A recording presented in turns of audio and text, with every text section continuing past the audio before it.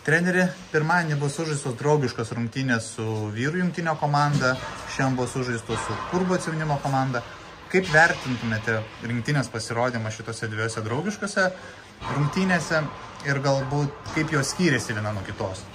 Tai pirmas rungtynės buvo su vyrų komanda, tai davėm pažaisti tiem žaidėjim, kurie prisijungė į rinktinę naujokai, galima sakyti taip.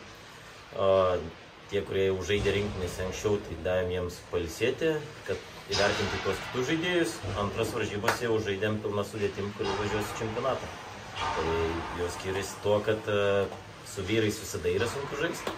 Ir buvo jaunesnių žaidėjų tenais, bet tikrai jie nenusileido vyrams, stengiasi, bet meistriškumas vyrų tikrai didesnis negu yra jaunimo.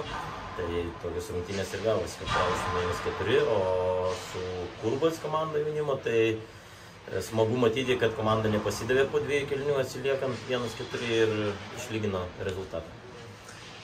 Sudėtis jau buvo aiški po pirmų draugiškų rungtynių. Kas lėmė tokį ankstų apsisprendimą dėl galutinės rinktinės sudėties?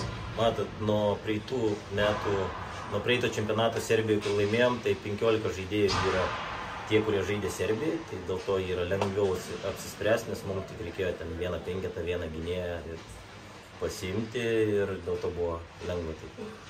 Supratau. Ačiū labai. Ne,